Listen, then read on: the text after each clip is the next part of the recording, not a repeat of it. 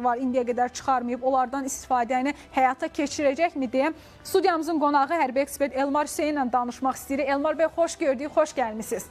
Elmar bəy, bizim əslində bir neçə xəritəmiz və sxemlərimiz var. İlk olaraq bugün Amerika qoşulacaq, qoşulmayacaq dediyimiz halda gördük ki, qoşuldu münaqişəyə. Fordonu, İsfahanın Natanzı vurdu hərbi obyektləri. Məhz üçünü hədəf almışdı, digərlərini yox.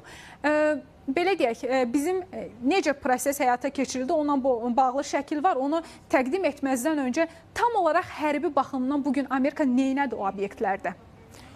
Demək olar ki, qeyd edək, Amerika möhtəşəm bir qələbə anonsu versə də, İranın əsas açıqlamaları ilə, İran tərəfinin açıqlaması ilə ki, hələ sürprizlər var, hələ gözlənməyən hadisələr var. Bu o deməkdir ki, İranın əlində hələ nə isə var. Və bilirsiniz ki, dünən 24 saat əvvəl biz Trump administrasiyasının açıqlaması ilə ki, münaqişəyə qoşulmayacaq və biz onu bu studiyadan qeyd etdik ki, mütləq şəkildə qoşulacaq. Hətta quru əməliyyatlarını biz qeyd etdik. İranın əlində olan vasitələrin dövrəyə girməməsi üçün mütləq şəkildə gecənin birində quru əməliyyatı həyata keçiriləcək. Ona görə də İran qabaqlayıcı tədbirlər keçirilir. Sizin az öncə etdiyiniz İsrail Mossad, elə də digər xarici əks kəşfiyyat orqanlarına xidmət edən agentlərin araşdırılması aparılır daxildə, hal-hazırda.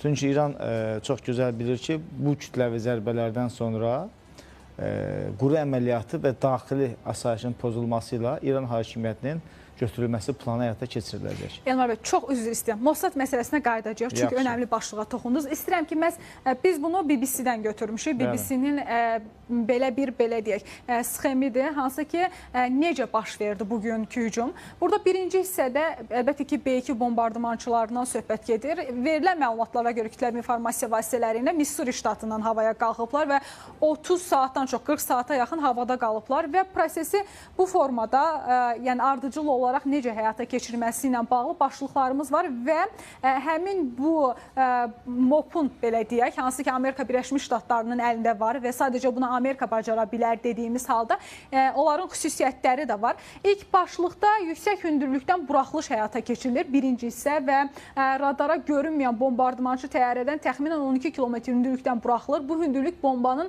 sürətini artıraraq yerə doğru yüksək kinetik enerji qazanmasına imkan verir deyə yazılır və sizin təhlillərinizi almaq istəyirəm bu istiqamətdə. Həmin B2 təyyarəsindən atılan təqribən 13 tona yaxın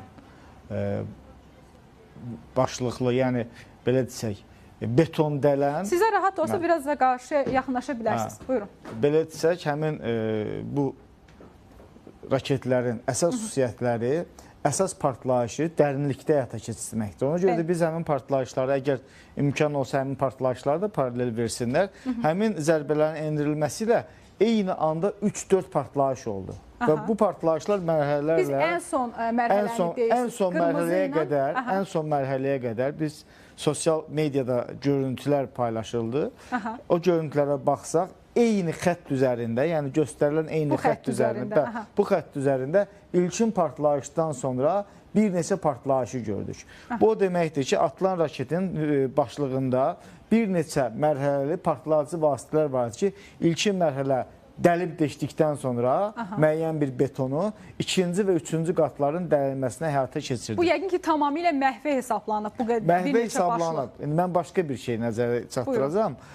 NASA həmin dövrdə istiliyi, həmin ərazidə olan istiliyin həddini aşmasını qeyd etdi ki, yəni partlayışın mərkəzə çatmasını qeyd etdi.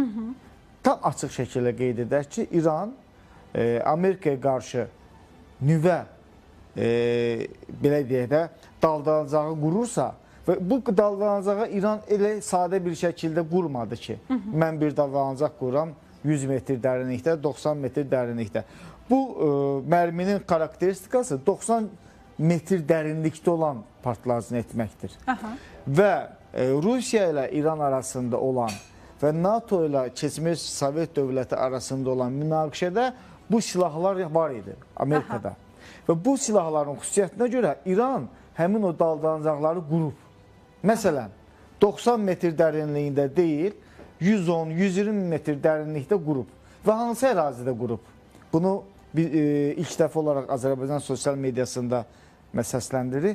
Qranit relyefli ərazidə qurub. Nəyə görə məhz qranit? Qranit ona görə ki, həmin əgər 100 metr dərinlikdə bu müdafiə xətti qurulubsa, üzərində olan qranit layı, relyefin layı, özü də o betonlaşdırılmış dərinliyi bərkidir.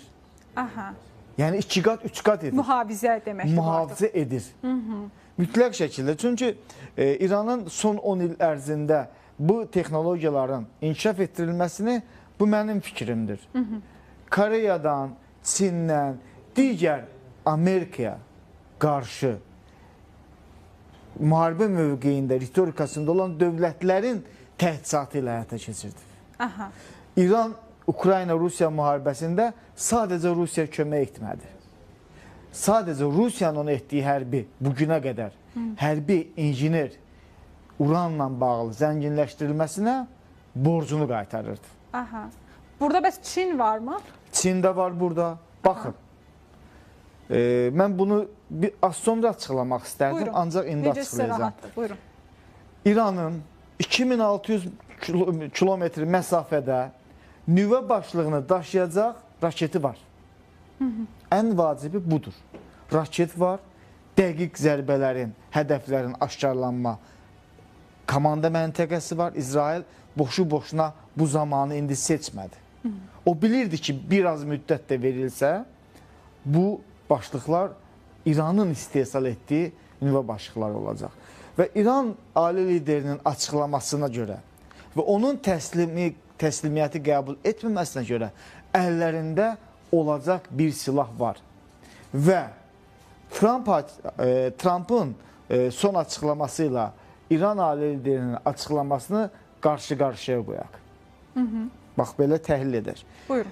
Amerikanın prezidentinin açıqlamasında açıq şəkildə görüldü ki, uzun müddətdir, son 10 il ərzində Trump'ın İrana qarşı nifrəti var idi. Və Trump qeyd etdi ki, bizim minlərlə hərbiçilərimizi müxtəlif istiqamətlərdə və eləcə də 100 minlərlə qoşunlarımıza tələfat vermişsiniz. 10 illər ərzində açıq şəkildə qeyd etdi.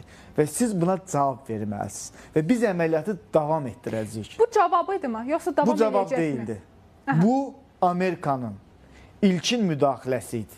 Aha. Bu dünyaya Amerikanın güc göstəricisi idi. Bu Amerikanın İsrailə birbaşa dəstəyi idi. Və bu bütün ölkələrin, Amerikanın arxasında olan G7 ölkələrinin bu istiqamətdə atacağı addımların ilki idi. Biz sosial medyadan bundan sonra da görəcəyik ki, Fransa əməliyyata qoşuldu, hansı bir atəş apardı, hansı bir bölgədə. İran ərazisi kiçik deyil.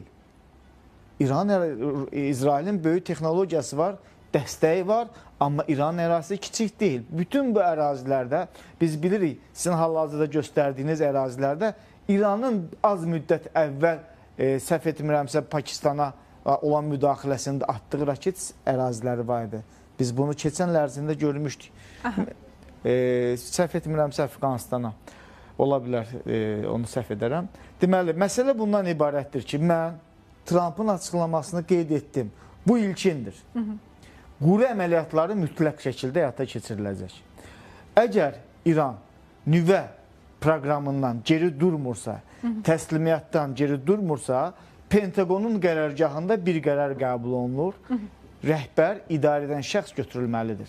Bu qədər resursların, milyardlarla dollarların xərclənməsi onlara sərf etmir. Çünki hədəfdə... Hansı ərazilərdir? Ondan bağlı danışmalısınız. Bu 3 yer bugün vuruldu. 3 yer, biz cəbhə xətti kimi qiymətləndirsək, İsrail və Tehranın, eləcə də bu şəhər və Arark vilayətini göstərsə, Forda, Nətəncə, İsfahan, bu bir cəbhə xəttidir.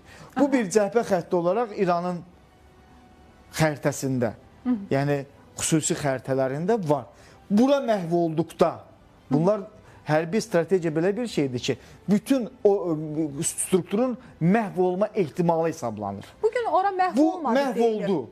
Oldu mu? Bunlar bunu tikəndə bunu fikirləşir ki, bura vurularsa, hardan idarə etmə olacaq? Ona görə siz qeyd edirsiniz ki, daha dərin bölgələrdə və 2300 kilometr dərinlikdə olan hədəfləri məhv olunur. Yəni geri bölgəsində və ona İranın geri bölgəsində ona havadar olan, yəni ona dəstək verən, siyasi arenada dəstək verən dövlətlərin quru yolu ilə gətirilə biləcək, onu demək istəyirəm. Əgər İran təslim olmadısa, onun nüvə daşıyıcı raketləri varsa, bir nüvə başlığın ora gətirilməsi bugünkü dönəm üçün heç bir problem kəsb etmir. Mən düşünürəm ki, İranın açıqlaması ilə İranın son bir sürprizi var. Və mən düşünürəm ki... Şamxaninin açıqlaması oldu, sürprizimiz var dedi. Var və mən düşünürəm ki, o sürpriz həmin bu qərargahı idarə edən şəxslərin götürülməsinə qədər o son düymə basılmalıdır. Onlar ona iddialıdır. Mən batıramsa, mənimlə bir yerdə yəni hədəf İsrail də batacaq, beləmi? Batacaq. Budur. Son açıqlama budur. Yəni İran hakimiyyəti son nəfəsinə qədər bu mübarizəni aparacaq.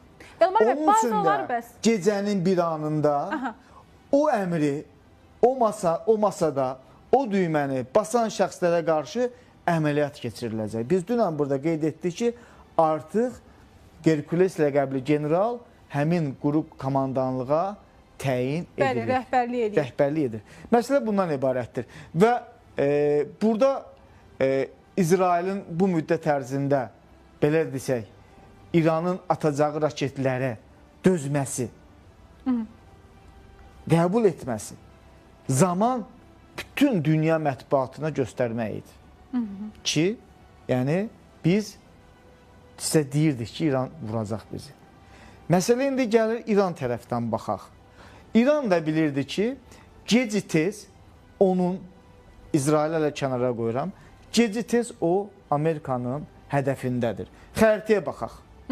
Son 10 ilin xəritəsinə baxarıq. Suriyada etdilər. İraqda etdilər. Və Livanda, Liviyada etdilər. Rəhbərin sıradan çıxarılması, hakimiyyətin dəyişilməsi və s. və s. İranı edə bilmirdilər. İndi sıra İrandadır.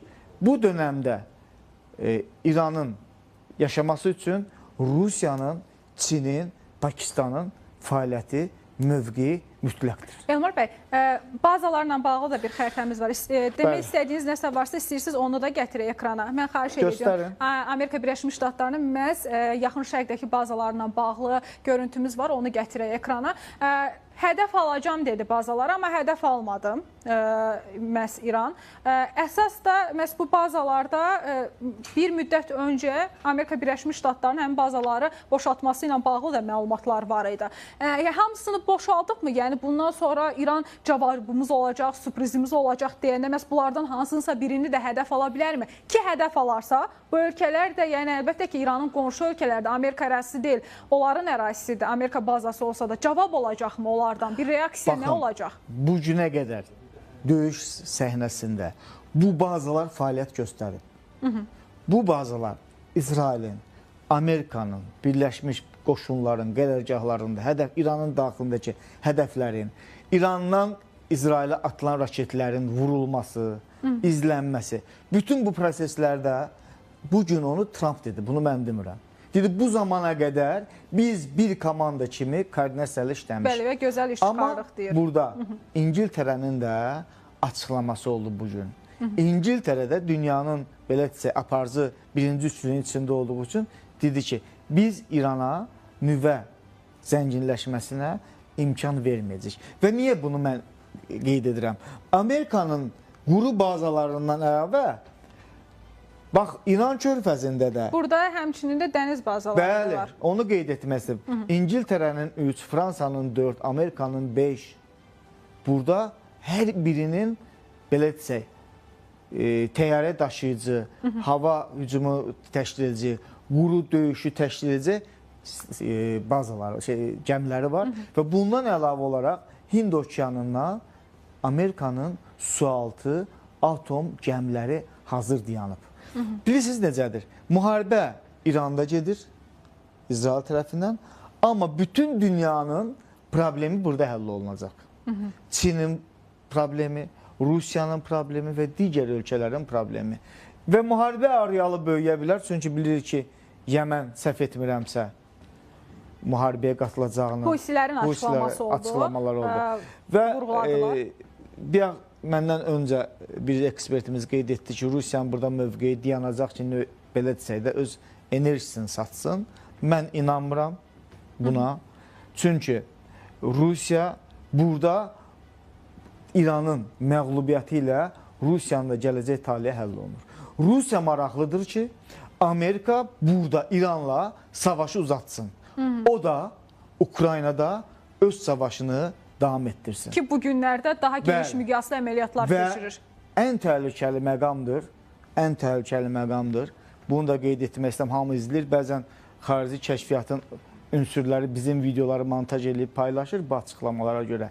Ən təhlükəli məqam da Trumpın, ən təhlükəli məqam da Yunanistanda gedən hazırlıqdır.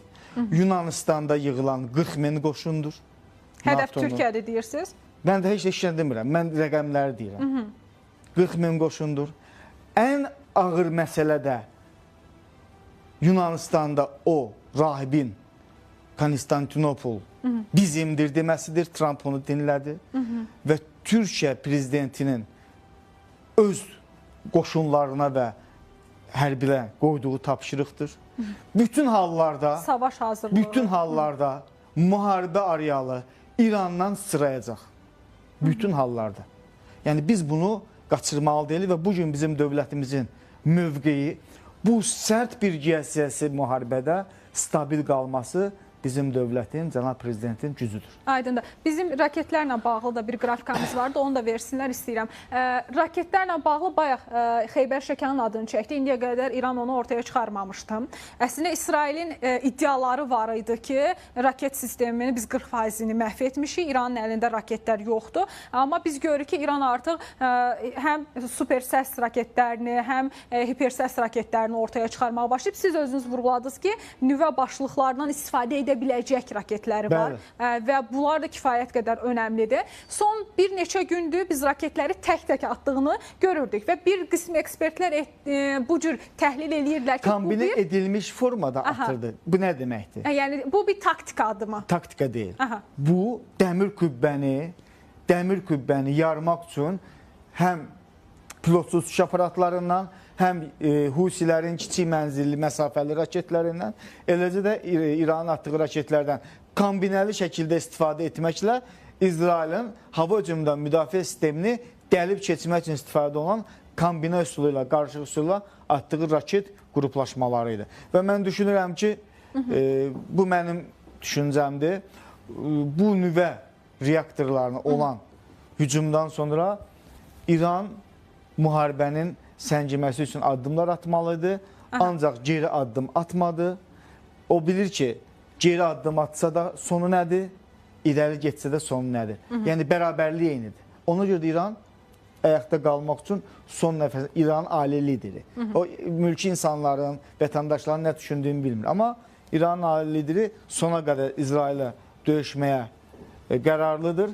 İsrailin də rəhbərliyi sona qədər bu bölgədə müharibənin aparılması və İranda qeyd olunan hakimiyyətin dəyişilməsinə maraqlıdır və buna da aydındır. Biz raketlərlə bağlı dedik, indi raketlərin görüntülərini axtarmağa çalışırlar. Mən ekranda görürsünüz. Var idi raketlər. Onlarla bağlı danışmağınızı istəyirəm. Burada əslində çox kiçik formada görünür. Həm balistik, həm də qanadlı raketlərlə bağlı. Fəttah raketləri, Xeybər raketləri, bu raketlər, deməli, bu raketlərin xüsusiyyətləri var ki, havada bir neçə mərhələdə partlayışlar həyata keçirilərək həmin o dəmir qübbəni yarıb keçirlər. Və maraqlı bundadır ki, İranın istehsalı olan bu raketlər, səsdən sürətli raketlər hər kəsin gözünün qabağında İsrailin şəhərlərinə düşə bildi.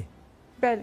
Düşə bildi. Yəni bu daha çox sayı çoxalda bilərmi İran tərəfi? Məsələn 2-3 yox, daha çox ata bilərmi? Böyük dağıntıların yaranması üçün. Bunun qarşısını İsrail almağa çalışır. Həmin o ambarları tapmaq istəyir, həmin o raket qurğularını.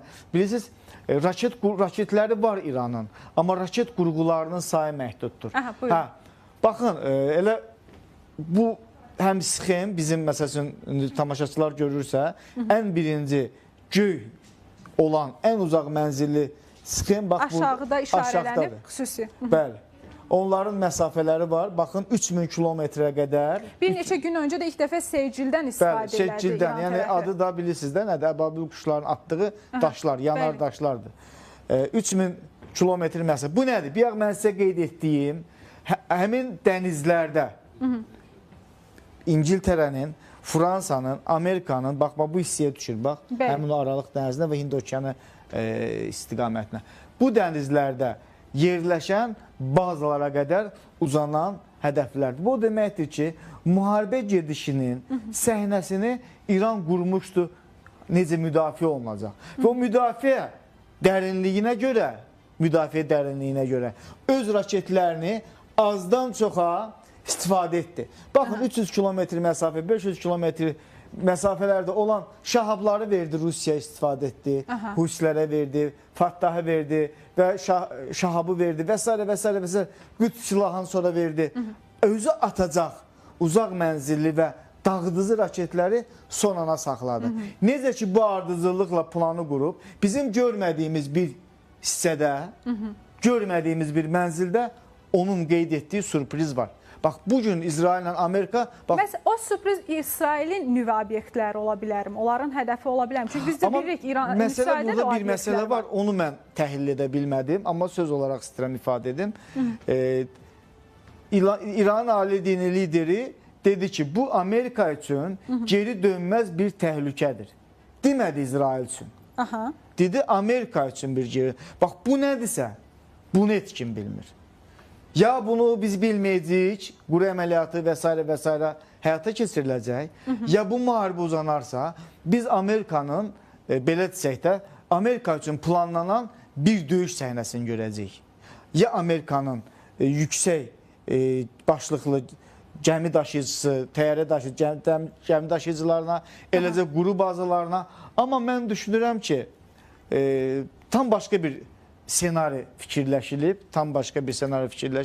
O senari belə ola bilər ki, ola biləcək ki, Rusiyanın tərkibində Ukraynanın keçirtdiyi əməliyyat oldu. İranın tərkibində İsrailin keçirtdiyi əməliyyat oldu. Mənzil uzaqdır, amma kiçik vasitələrlə şəhərlərin özündə dağıdıcı zərbələrin həyata keçirilməsi. Bunu mən elə belə demirəm, amma Amerikanın mərkəzində deyirəm, ola bilər. Vaxtımız da azdır. Son olaraq bayaq dedik, Husilərdən dəstək gəldi, proksilərin dəstəkləri. Onların gücü qalıbmı? Biz tez-tez təhlil edirik. Yəni, həqiqətən də Amerika gəmilərini hədəf alacaq, deyir Husilər. Bundan öncəsində Husilərlə Amerika bu məsələdə razılığa gəlmişlər. Məsələn, İrana hücumdan sonra Husilər vurğuladılar və bəyanat elədilər ki, biz Amerikanın gəmilərini hədəf alacaq. Zərər vuracaq, ciddi bir zərər vuracaq gücdədirlərmi? Nə edə bilər proksilər? Əskərin əyağı dəyməyən torpaq işğaldan azad oluna bilməz və yaxud işğal oluna bilməz. Raketlərin atılması, bu hava müharibəsinin davam etdirilməsi, quru əməliyyatının keçirilməsi, həyata keçirilməsə, tam üstünlük əldə olunmayacaq. Bax, əsas proseslər burada baş verəcək. Buna da bir sualla cavab verirəm. Amerika Afqanistanda nəyə nail oldu? Amerika Livanda, Suriyada, İraqda nəyə nail oldu? O ki qaldı, İranda da nail olsun. Ərazi böyük, ahali çox, döyüşən istəyi olan insanlar çox, belə desə, mücahidlər. Və bu müharibənin sonraki bir ayı tam başqa bir gedişlə dəyişə bilər. Şəkildə təhlilləriniz üçün dəvətimizdə qəbul edib gəldiniz. Biz məhz İran, İsrail gərginliyi, həmçinin Amerika Birləşmiş Ştatlarının münaqişəyə qoşulmasını geniş şəkildə, əlbəttə ki, müxtəlif istiqamətlərdə təhlil etdik. Söhbət hərbi müstəvidən gedirdi. Araşdırmamız var, onunla davam etmək istəyirik. Bu Ford əməliyyatı uzun müddət ilə Amerika Birləşmiş Ştatları hazırlaşırdı, deyirik. Nə baş verdi, necə həyata keçirdi? Biz təhlil etdik, həmçinin bir araşdırmamız da var, onu da vurğulayaq. ABŞ hərbi hava qüvvələrinə məxsus belki bombardımançı təyyarələri Missouri ştatındakı bazadan havaya qalxıb. Militarist Telegram kanalının verdiyi məlumata görə bombardımançıları təyyarələrlə birlikdə eyni istiqamətdə 8 yanacaq doldurmaq üçün olan tanker təyyarəsi də havaya qalxıb paralelində. Paralel olaraq isə iyunun 20-sində ABŞ-nin Defense News nəşri bildirmişdi ki, İrana zərbə endirmək üçün bunkerlərin dağıdıcısı kimi tanınan